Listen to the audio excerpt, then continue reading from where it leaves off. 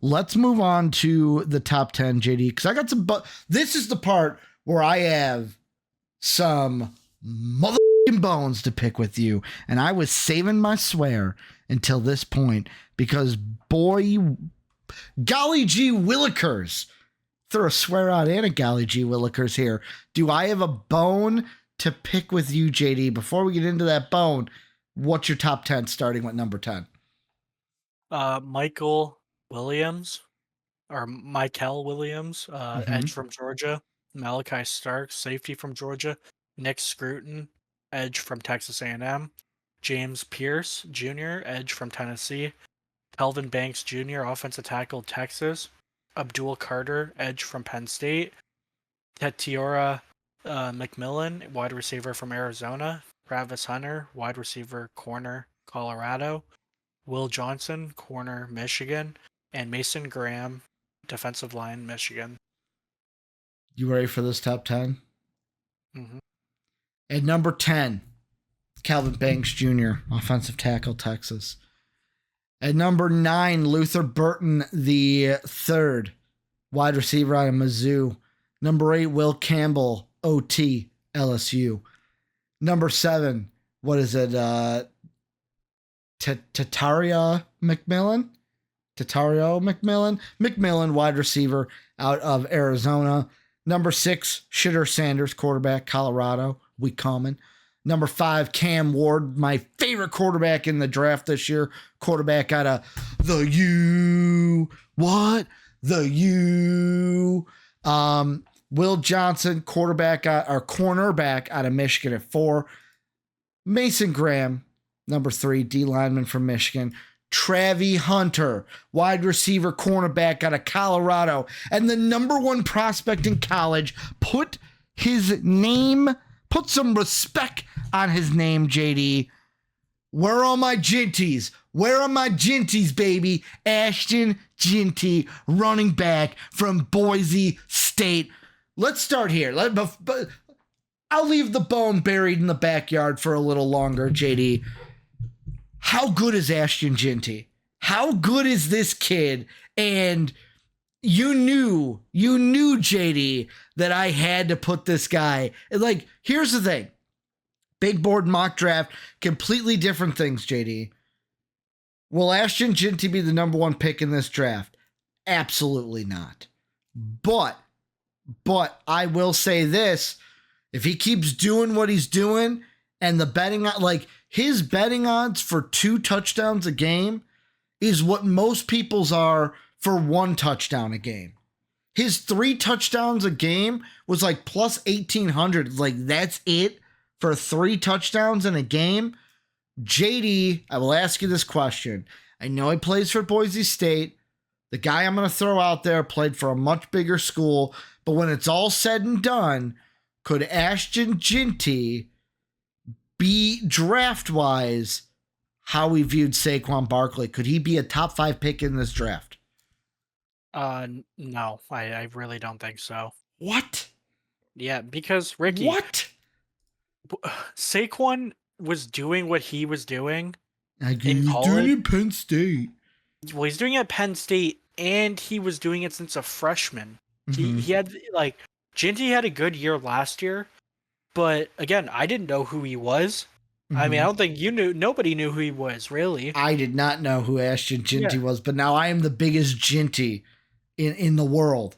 Yeah, which, again, like, I mean, I think he could be good. He's proving me wrong because originally my 1.0 or whatever you want to call it, my original that never got released. I think I had him, the Phantom big board. Yeah, I think I had him at like 20 or something. So he's continued to impress, but he hasn't, like, truthfully they haven't played anybody besides Oregon this year.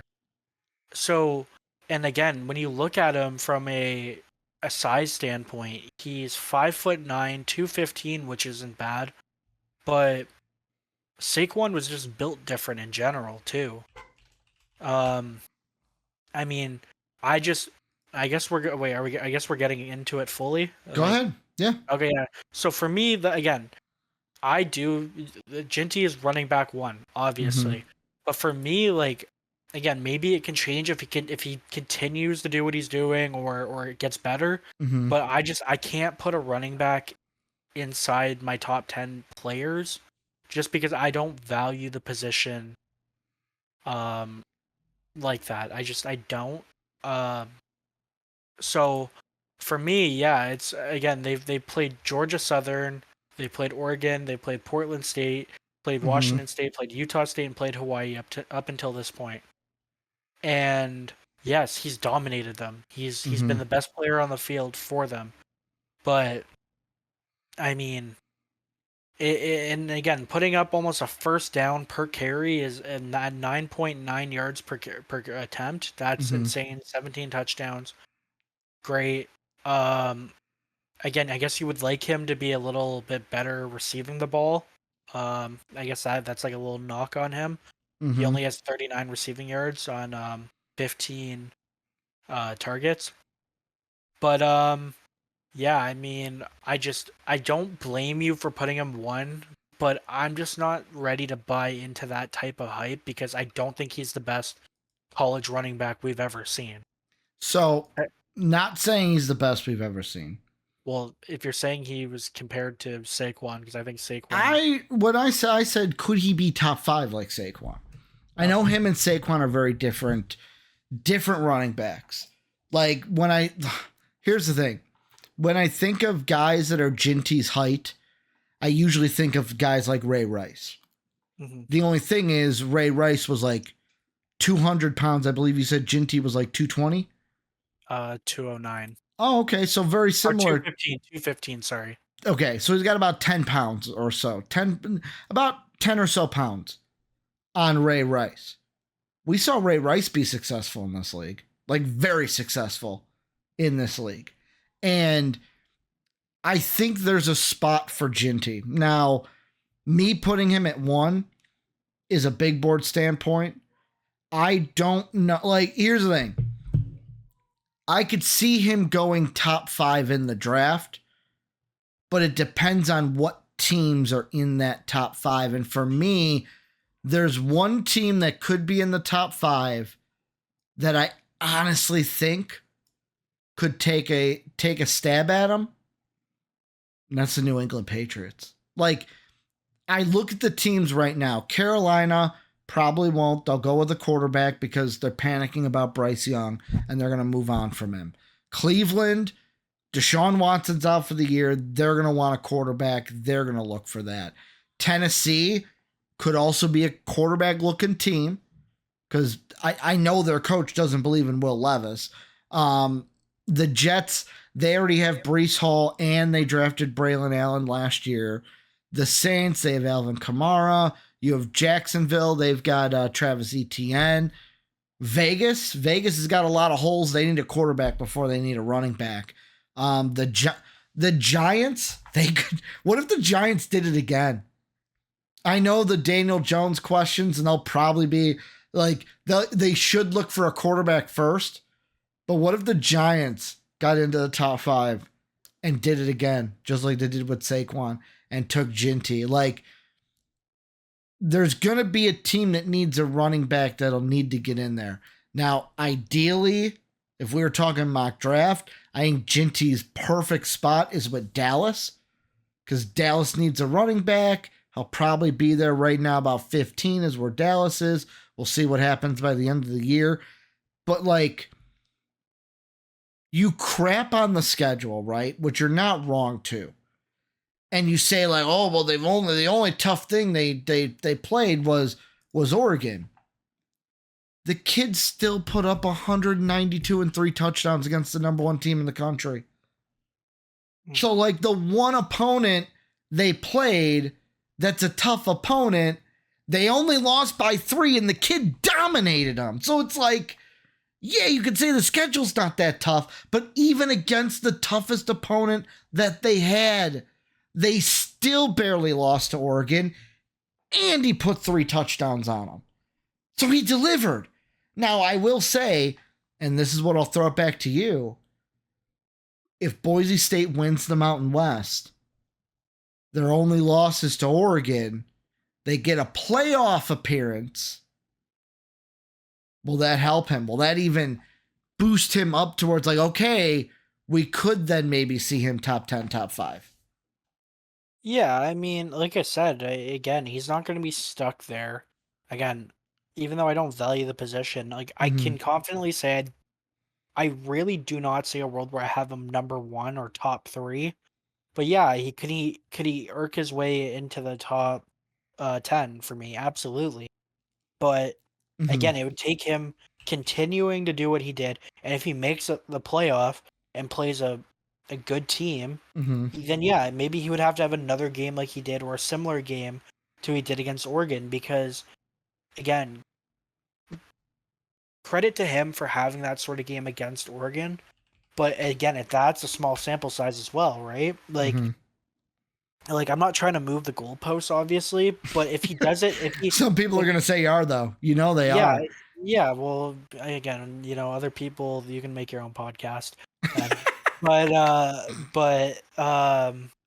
no, like Oh. but if he does well, like again against two top teams and then Mm-hmm. continues to do what he's doing against again worse competition, then yeah, I mean for sure, then you look at it and be like, okay, well that's a solid sample size. Mm-hmm. And and then yeah, you definitely top 10 pick. Even if he again, what's he on pace for now? What 20 is it 27 I have no touchdowns? idea. He's on pace for a lot, though. Well, because he has 17 touchdowns through 6 games. Mm-hmm. So So what what, if I they guess play 12, 13 or games? 13 games, yeah. How many does he have through 6? 17. So he's on pace for what, 34? Yeah. Okay. Well, again, not saying he has to hit the pace, but if he somehow gets to 30 touchdowns, Mm-hmm. then okay. Well, that alone is very impressive, right? So I think you could that alone would definitely move him up. But yeah, I mean, he's definitely a really good prospect, and it came out of nowhere from what it seems like. Even though last year he put up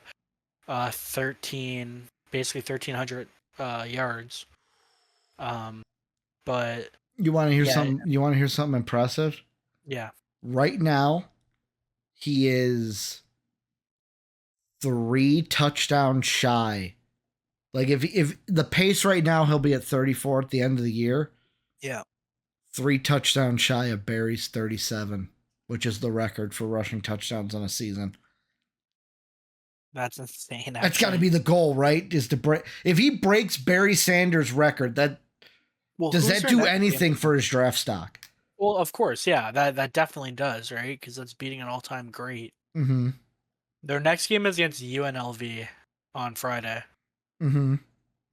Oh, dude, that's gonna be a good game, actually. So just to put it in perspective, so here are some NFL running backs, right?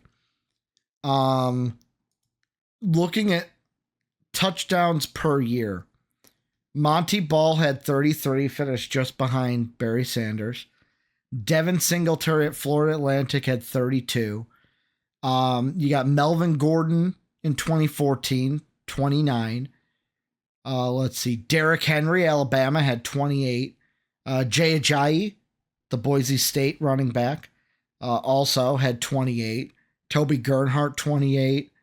Blake Corum last year had 27. So it's like sample size is out there, touchdowns in a season, but like I look at it and it's like Derrick Henry, it's a solid running back. Melvin Gordon was solid for a bit. Devin Singletary, not a terrible running back. Monty Ball was more college running back than NFL running back to me. Melvin Gordon had a short shelf life in Yeah, the NFL. But I don't know. I look at this kid and I just see something special. And like looking at teams that could need a running back, I got one question for you. yeah, We've seen this team do things like this before. I know they just signed Joe Mixon, but in this league, you need a dual running back, and Ginty and Joe Mixon could make a good one too. Does Houston go, screw it? We're gonna try to trade up to get him. Well, I mean, even if it means trading up into the top 10. I don't think so because I think they have other more serious needs than running back. What would you say their biggest need is? Uh, Either offensive line or secondary. According to NFL mock draft database, which they're like the ones I use just for like the barometer. For the Texans, they have D line as the top need, running back as the second need, guard on the offensive side as the third need. Yeah. Yeah, I mean, yeah, again, I think I would even throw linebacker in there, honestly. But Linebacker for them is their fourth need. yeah, So you're hitting in those top 5 needs for yeah. the Texans. But let's move on. I got a bone to pick with you. Good. JD, what in your right mind were you thinking? Cam Ward and Shadur Sanders not top 10 players in this draft? Oh, that's easy. Are you kidding me? Cam Ward is the best quarterback in this draft class, hands down. Hands down. Yeah. Yeah. Yeah. Again, How are that. they not top 10 like picks? Because the quarterback class sucks. Oh, I Yeah, can't disagree there. Yeah, and that's exactly it. You're right. Cam Ward is the best quarterback in the class, but he's not a better prospect than the 12 I have in front of him. Dude, the kid's got an arm. Yeah, and he's also old as dirt. All right, Well, not we really. we got to put this skepticism away about old quarterbacks because No, because they're it becoming a trend. hasn't worked Cam for you. Rising just got his 8th year of eligibility. Yeah, and brother, it hasn't worked for you. He ain't going to the NFL. I'll tell you that. You liked whoa. The jury is still out on Michael Penix. Who's the buddy from Tennessee? I forget his name. What was his name? That guy was old. That guy's like 27. Yeah, Hendon Hooker. What was it? Hendon Hooker. Yes, but he also had an injury that I'm like, okay, that writes him old. off. They're old, Rick. I did like Hendon Hooker, but I knew he wasn't gonna be stellar. Yeah, I loved Hendon Hooker. I know. You love the old quarterback. Dave in the NFL has a thing for small guards with issues. I have a thing for old quarterbacks. Yeah. I like my quarterbacks a little bit older. Yeah. Exactly. But no, and again, like I was very disappointed with this quarterback class. I thought it would actually it would be better, but again, this goes to a trend that Kai, again from the Discord, that and I had a conversation about, and even if you look at it from the college ranks, these guys just aren't developing quarterbacks at a good rate. Even in high school, they're kind of just making them rely on their athleticism and not actually processing the game. And it's starting to bleed out into the college level, which is then bleeding out into the NFL. I really hope that changes, because then the league is going to be in a real interesting spot with only possibly 7 good quarterbacks in the league. But yeah, because even Kai mentioned how Jared Goff is playing like a top 3 quarterback right now in the NFL, and he's not wrong, but that's embarrassing. That's very embarrassing. And now you're looking at it with, again, Cam Ward. I think Cam Ward's gonna be special, dude. You're missing the mark on him. I think honestly, as it stands right now, me having him at 13, I think he gets drafted later than the 13th pick. He's not that old. He's only 22. He's gonna be 23. I know, but I'm saying I think he gets drafted later just because I don't think. I mean, I could be wrong. I just don't think NFL scouts are gonna love this quarterback class. But here's the thing: quarterback needy teams are gonna take quarterbacks are not we're not gonna get no quarterbacks in the top 10.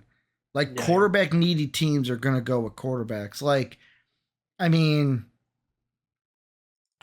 Caleb Williams is 22, so like Yeah. Cam Ward's what, 1 year older? Yeah. How old is Jaden Daniels? Is he 21. younger than Caleb? I'm pretty sure he's 21. No, he's 30. He's 23 too. He's 33. He's gonna be 24 in December. So like Cam Ward ain't that old. Your old quarterback thing is like crumbling before you. Like Cam Ward is literally right where Jaden Daniels is. He'll be 23 in the draft. But again, that's just saying that like both can be true.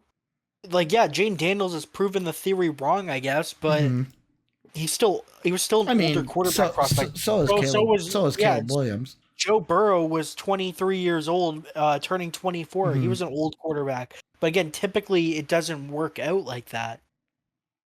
Like, that's what I'm saying. Like, maybe that's just where the league is headed now. Yeah, but I'll say this. I don't think, I just want to quickly say, I don't think Cam Ward is the same prospect as Jane Daniels or Joe Burrow. I don't think he is. For as good as he's been. Well, no one threw out Joe Burrow. You threw out Joe's name. Yeah, no, but again, from an old quarterback perspective, I don't think he's as good as arguably two of the better older quarterbacks to be drafted in recent memory. See, I beg to differ only because with Cam Ward, like, he checks this year every single box you want. You want a guy who's over 60% completion. He's at 68% completion this year. You look at his touchdowns to interceptions. One of the things we talked about at the beginning of the year, you said, can he keep the interceptions down? 24 touchdowns, 5 interceptions. How many fumbles has he had? Let's see. I don't know, but again, interceptions for me wasn't really a problem. It was the fumble issue, which I think he has improved on. But that's like the thing. He's improved. And the one thing I'm not going to hold against a guy is, of course, you're going to be older when your starting point is at a different place. Where Joe Burrow's starting point was at Ohio State, and then he transferred to LSU. Where Cam Ward started at Incarnate Word, had to work his way up, then got the D1 scholars or the D1 transfer, was able to play at Washington State, and then because he had more eligibility, he's like, hey, I know what I can be, but I can't do it here at Washington State. Now comes over to Miami, where all the eyes are going to be on him, because not only because it's Miami, but because he's gotten better over the years. Like, I remember seeing him at Incarnate Word, and I was like, dude, this kid's going to be special. And that is why, like, I feel more confident in Cam Ward than I did about Will Levis, than I did about Michael Penix. Like, this dude has it.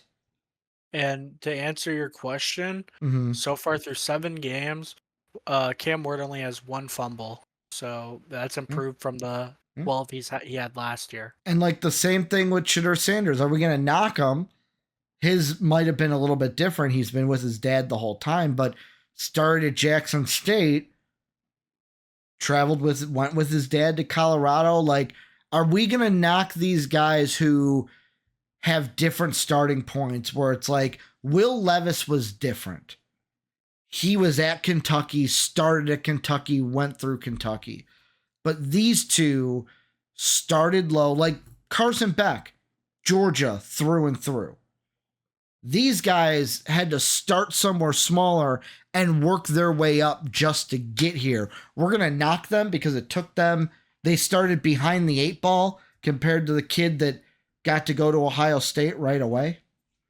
No, it's not that, but it's a matter of like, development is still a thing, right? Like, just because you enter the NFL at, let's say, 23, 24, doesn't mean your prime is going to happen at 30 years old just because you started later, right? It just makes it to where like, your development starts to happen as an NFL quarterback.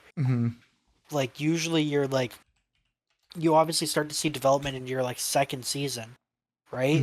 So it gives you more time to improve if you are younger, and also it gives, again, the obvious, it gives you a longer prime. So by like being an older quarterback, your prime is going to be shorter, and also, in like Hendon Hooker's situation, I'm going to use him Yep. again. He was already like 25 or 26 years old when he went to the NFL, Mm-hmm. and at that point, you kind of are who you are. You like how much better are you really going to get at that old? So I'll ask you this. Let's use Cam Ward as the example. He's gotten better year after year after year. Are you then as a scout assuming like so he got better from last year to this year at Miami? Are you then automatically assuming, well, this is the ceiling, he's not going to get better than this? No, no, because again, he's a different prospect. Mm-hmm. But again, if you compare him to Caleb Williams, let's say, like, or throwing him in any other draft class in the last 2 years, let's say, Mm-hmm. I don't and then actually maybe the year before last year he would have been a top quarterback. Mm-hmm. But I don't think he would have been a top quarterback Mm-hmm. this year because the class isn't as good. He is the top quarterback, but again, he has been playing very well. It's Mm-hmm. just from a fundamentals point of view, again, he's definitely improved quite a bit. I would say from this year to last year, Mm-hmm. which is good. It's what you want to see. But again, it's okay. Well, I think we're gonna also learn more once the actual draft process starts after the Mm-hmm. college season, Yeah. and then we see him go through the combine, Mm-hmm. and like probably he'll probably play in the Senior Bowl and stuff like that. Mm-hmm. But just right now, it's again, I like the other positional groups better than this quarterback class, and just as prospects as a whole, that's kind of where he fell for me is outside the top 10. Last thing I've got on it is because I think the more we do, we're just going to talk in circles. But like the last thing I have on it is I'm using Cam Warden specifically because I am the Cam Ward defender. And I think he's special in the fact of he's got the arm talent. He keeps his turnovers down. He's taking care of the ball better this year. You can look through his career and like, yeah, he's not going to throw for, I mean, he might not throw for 47 touchdowns like he did in his second year at Incarnate Word. But I look at him and I go, he has everything I want in a quarterback. He's improved every year. And one of the last things in the age debate, yes, he's going to be 23, but you can throw Shadur in here as well. I know the name I'm going to throw out is a name you throw out, and everyone goes, oh, well, you can't compare anyone to him. But I will just say, Patrick Mahomes was 22 when he was drafted. Now, Yeah, yet again, he went to a great situation. If Patrick Mahomes doesn't go to Kansas City, is he Patrick Mahomes? He's probably maybe. just as good as he is, but does he have as many Super Bowls if he's not in Kansas City? Does he win those Super Bowls as quick as he did? That is another thing that I think is going to be so important to Cam Ward and Shadur Sanders. Where do they end up? Because how many times do we see quarterbacks end on the wrong team with the wrong coach and then it sets them back? Like Sam Darnold, for example. Case in point, he learned in New York. New York was a bad situation for him. He's now with the Vikings and he's doing better. He's learned from his mistakes because he did make mistakes in New York. He's got better coaching in Minnesota. And we've seen that over time of guys where it's like the first stint they had didn't work out and they get better in that second stint. And that is going to be half of this equation for Cam Ward and Shadur Sanders. What situation do they end up in? And like realistically, at the top of the draft right now, your top of the draft is looking like Patriots, Panthers, Browns, Titans, Jets, Saints. Like that's your top six right there. Yeah. Well, also, I'm pretty sure. I'm pretty confident when we did our Mm-hmm. mock. I'm pretty sure I should her go into the Browns in like the mid rounds. Mm-hmm. So I think that's kind of funny that Shitter could like realistically end Could up. go to the Browns. Yeah. And I think that's a terrible situation for him. Well, I don't think Carolina's a great situation for either of them either. No. Like, that's just the thing. Like, we're definitely going to have to wait and see what situation they get to. But, JD, I did want to bring up Travis Hunter, but you know what I'm thinking? We talk about Travis Hunter a lot. I had him at 2. You had him, I think, at like 3. Yeah, I had him at 3. Which, let's be honest, this was a mock draft. He'd probably be my number 1 overall pick. Mm-hmm. With me, I love Ashton Ginty, and I had to give him respect because he is the best player in college football right now in my mind. But that's going to do it for our big board. Thank you guys for listening all the way through. If you did, watching all the way through, make sure to check out the Discord, the Patreon page, all of our socials down in the description. Make sure to leave a comment down below. Subscribe to the channel, hit that like button, all that good stuff. JD and I will be back next week for the onside kick. We'll be back actually, we're kind of doing this behind the 8 ball. We'll be back next week with the onside kick and another draft room next Friday going into Saturday. But thank you guys for everything you do. JD, thank you for another great episode, my man. Yeah, it was a good one. And as always, have a good day, everybody. See ya. As always, we'd like to thank the people that make these videos possible, our patrons whose names are displayed on the screen now.